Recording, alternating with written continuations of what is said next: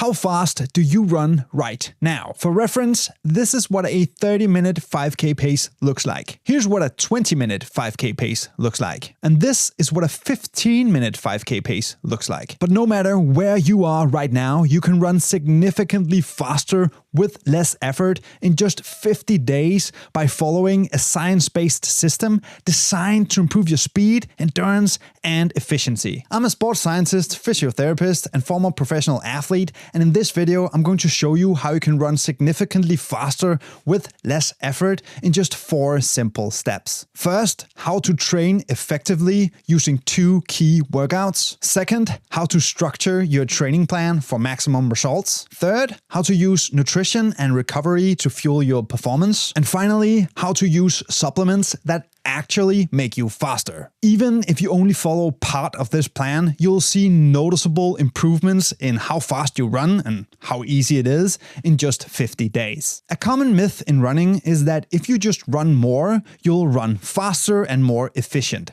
But that's not true. Imagine applying that logic to any other sport, like saying you'll jump higher just by jumping more without strength training or technique training. To run faster with less effort, you need to train with intensity and progression, just like you would if you were starting to lift weights. That means you need 2 key workouts. If you've ever felt out of breath running, that's your body struggling to get enough oxygen and struggling to get rid of enough CO2. Your VO2 max is how much oxygen your body can use when you're running at your hardest. Think of it like a car engine. A bigger engine can take in more fuel and go faster. And it works the same with your lungs and your muscles. The higher your VO2 max, the more oxygen your muscles can use, and the longer and faster you can run without slowing down. Elite runners have insanely high VO2 max scores, which is one of the reasons they're so fast. But the good news is, you can increase your VO2 max significantly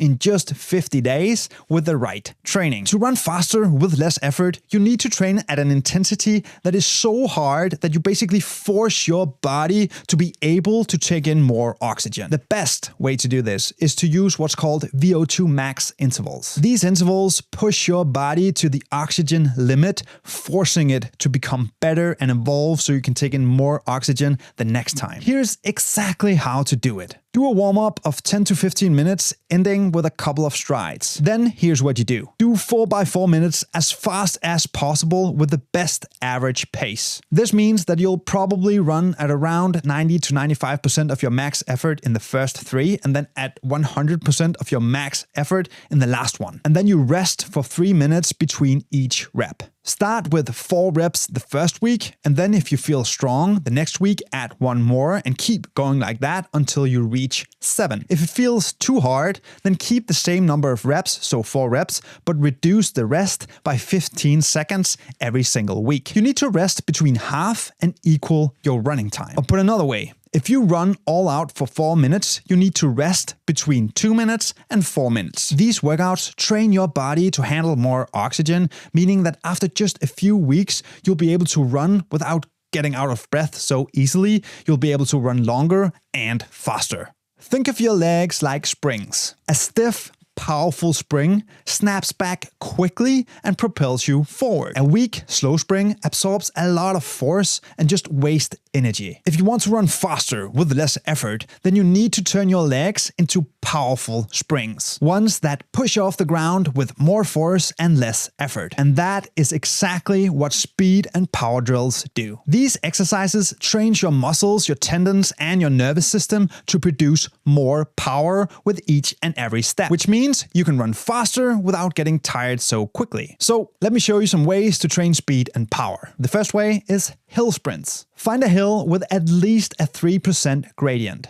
but the steeper the better. Then sprint for 10 to 12 seconds with a full recovery, so maybe 2 to 3 minutes before you do the next one. Then you do 8 to 10 reps. Hill sprints forces your muscles to generate max power and develop explosive strength without heavy weights. The second way is plyometric jumps. These train your body to use the ground as a trampoline, meaning that you'll have less ground contact time and you'll run faster with less effort. This study from 2023 showed a specific protocol we can use to enhance running economy. Week 1, you do 5 sets of 10 seconds of continuous jumping with 50 seconds of rest in between.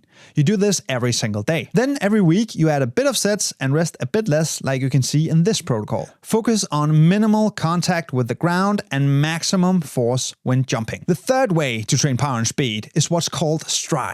Strides are 50 to 150 meters of running at speeds of around a 1 mile pace up to a 5 kilometer pace. Strides helps you develop relaxed, efficient speed without tiring you out. It also teaches your body to run faster with better biomechanics. Aim for 4 to 6 times 100 meters, building from 5K to a 1 mile pace, focusing on form and turnover. All these drills help you improve what's called neuromuscular efficiency, which means you'll produce more power with each step and you will reduce the energy that is wasted, which basically means that you'll be running faster without feeling like you're working so hard. So now you're probably wondering, how do you set up a program that uses these workouts most effectively? I'm going to show you in a moment, but you can have the most perfect program in the world. If your nutrition and recovery aren't dialed in, then you won't see any results. So that begs the question, what do you eat to become a great runner? First, let's talk about carbs. Think of them as your body's premium fuel. If you want to crush a speed workout, you need quality carbs beforehand. Things like oatmeal, bananas, or whole grain bread are great. Don't take it an hour before you go out to race, maybe 2 or 3 hours, and you have to work on your digestion as well. It's also something that is trainable.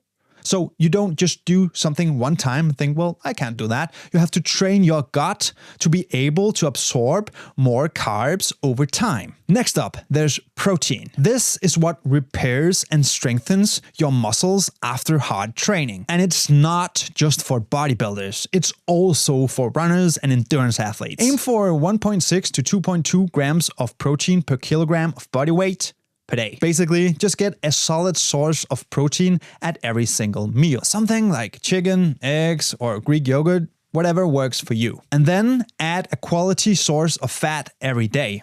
Avocados work wonders. And then hydration. You can have the best training plan in the world, but even if you're just a little hydrated, your performance tanks. Just a 2% drop in hydration will slow you down big time. So make sure you're drinking enough water throughout the day and not just before your run. And then please don't fall into the trap of thinking that more training is better. You don't get better while you're training.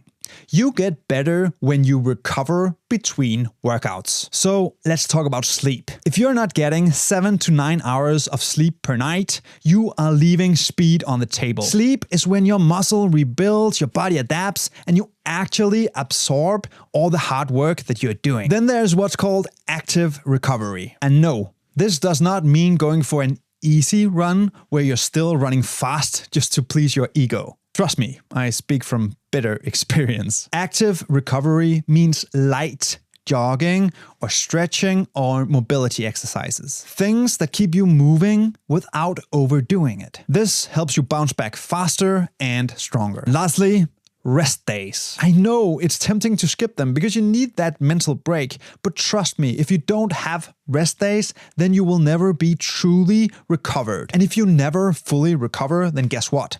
Your speed sessions, they stop working. So take your rest days seriously. They are just as important as your hard training days. But what about supplements? Do you need them to run faster?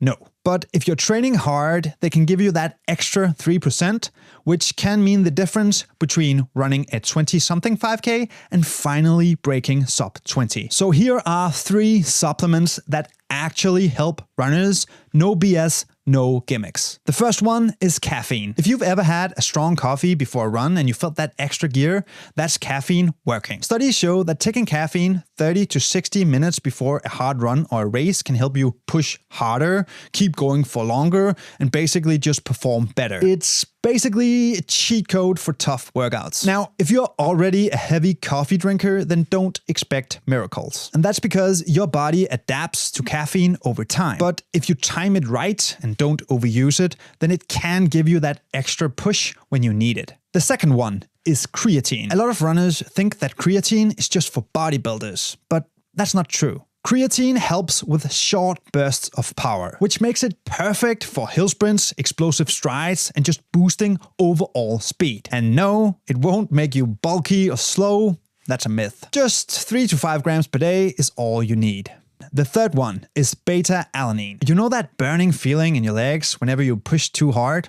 That's lactic acid buildup. Beta-alanine helps you delay that burn so that you can keep going faster for longer. This is especially helpful for tempo runs, VO2 max runs, or any run really where you're pushing it near the limit. So should you take supplements? Look, supplements aren't magic. If your training, diet, and recovery aren't dialed in, then supplements won't really make that much of a difference. But if you got everything else dialed in, those 3 that I just mentioned can help you gain that extra edge, especially for tough workouts. So if you want to experiment, then start with caffeine, then add creatine, and finally you can try to experiment with beta-alanine. But before we put it all together in a weekly program, how do you even know if this is working and you're actually getting faster? A lot of runners just check their GPS watch to see if they're getting faster, but here's the problem.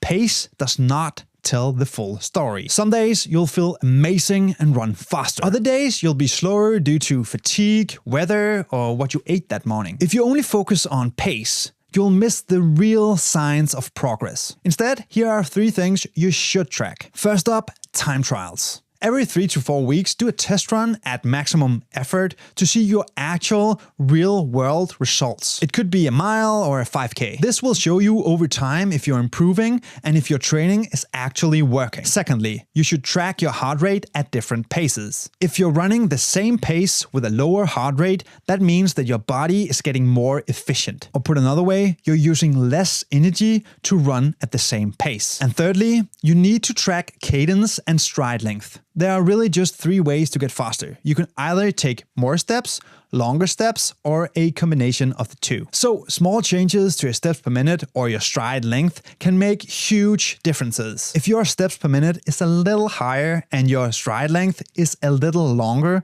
then you're running faster with less effort. So let's structure your 50-day program with a week that looks something like this. Monday, you do VO2 max intervals plus plyometric jumps. Tuesday, you do an easy run or rest. Wednesday, you do a tempo run plus the plyometric jumps. Thursday, you do an easy run and the plyometric jumps.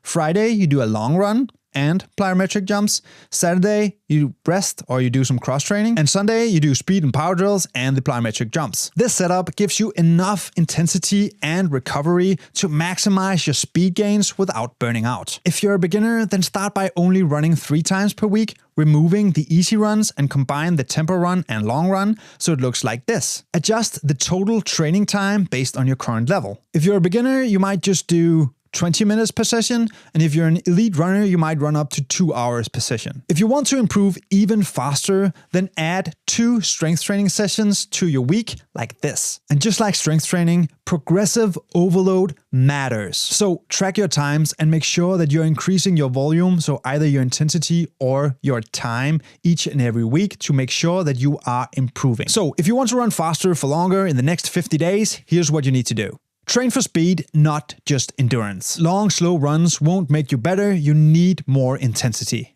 2. Use the 2 key workouts. VO2 max intervals plus speed and power drills. These build the engine and the power to run faster with less effort. Follow a structured plan. Balance hard training with recovery. More training is not always better. Fuel properly and recover well. Speed gains happens when you rest, not when you're running. And track progress the right way. Track your time trials, look at heart rate efficiency, and then focus on your biomechanics. And if you want to make sure that you are avoiding the biggest mistakes that slows basically every runner down, then check out this video next.